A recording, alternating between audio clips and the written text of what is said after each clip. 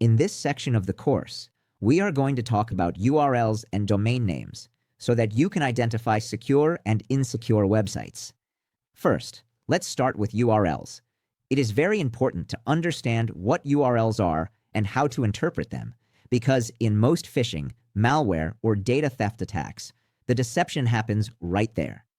For this reason, today I want you to learn something very simple but very powerful: how to read and interpret a URL. You don't need to be a computer expert or have experience in cybersecurity. You just need to know what details to look for. The term URL stands for Uniform Resource Locator, and it is basically the address that allows you to find something on the internet, such as a web page, an image, or a video. In other words, if you want to access something on the internet, you need its URL. A URL is like the address of a house, but on the internet. Just as your house has an address with a street, a number, and a city, a website also has parts that indicate where it is located and who manages it. For example, look at this address or URL on the screen. It looks like just a string of letters, but in reality, it is full of information. Now, let's break it down into parts. First, there is HTTPS, which is the name of the protocol. This word tells the browser how to communicate with the website. When browsing websites, we have two options: HTTP and HTTPS. When you see HTTP, it means the site is using the Hypertext Transfer Protocol. This is the basic way your browser connects to websites. However, legitimate websites use HTTPS with an S at the end that stands for secure. That extra S indicates that the connection is encrypted. This means that the information you send, such as a password or your credit card number, travels protected, like inside a sealed envelope. If a site does not have the S at the end, it means the data is not protected, which means anyone could intercept the communication. In other words, the connection is not secure, and you should not log in or send sensitive information. Even worse, in some cases, the website itself could be fake.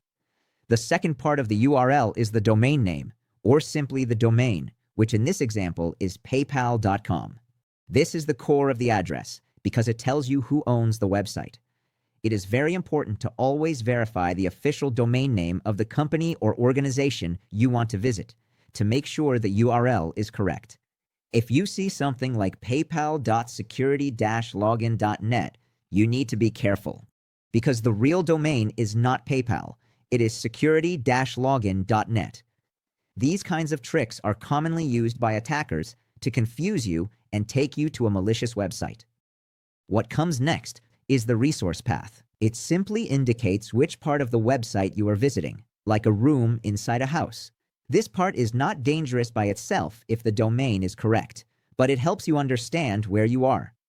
Now, look at this example. At first glance, both URLs seem similar.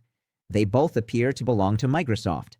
However, only the first one actually belongs to Microsoft, because its domain, Microsoft.com, clearly indicates that.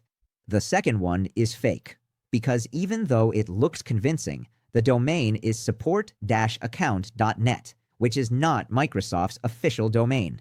So before clicking on a link, take a second. Look carefully at the main domain. Check that it uses HTTPS. Do not trust links sent through messages or emails from unknown sources. And if you are unsure, type the address yourself into the browser. Learning how to read a URL is like learning to read digital road signs. Once you know how to interpret them, it becomes much harder for someone to deceive you. So keep your eyes open before clicking.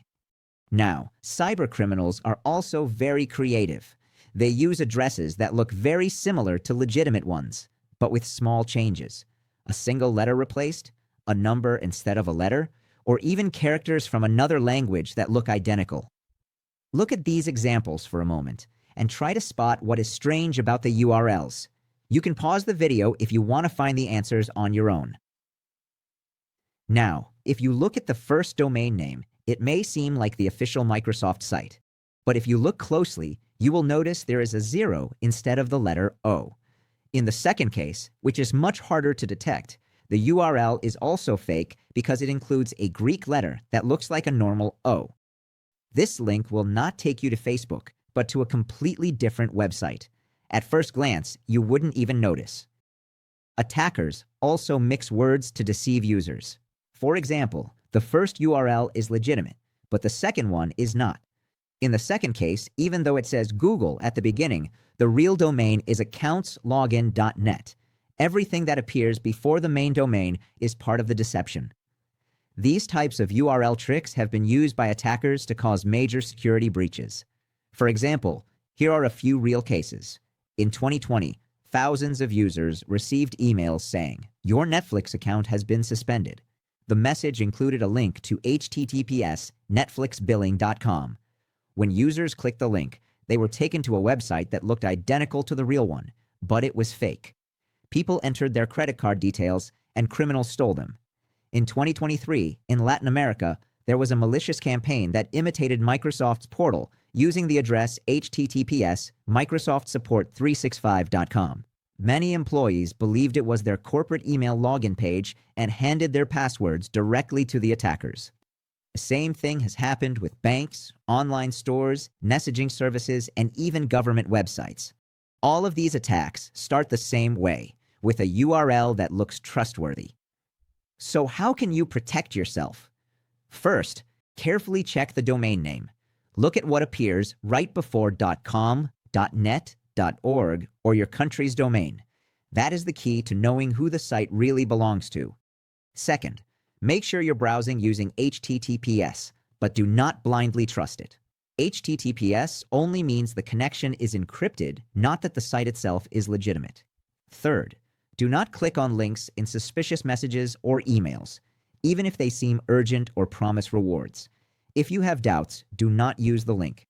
Type the address yourself into the browser. It may be a bit inconvenient, but it can save you from a scam. Learning to read a URL is like learning to read digital traffic signs. At first, it takes some effort, but then it becomes automatic. And once you master it, you become much harder to deceive. So the next time you receive a link, pause, take a second, and read it carefully. Your digital security literally depends on knowing where you are going before you click. And remember, on the internet, curiosity can be a good thing, as long as it is accompanied by attention and knowledge.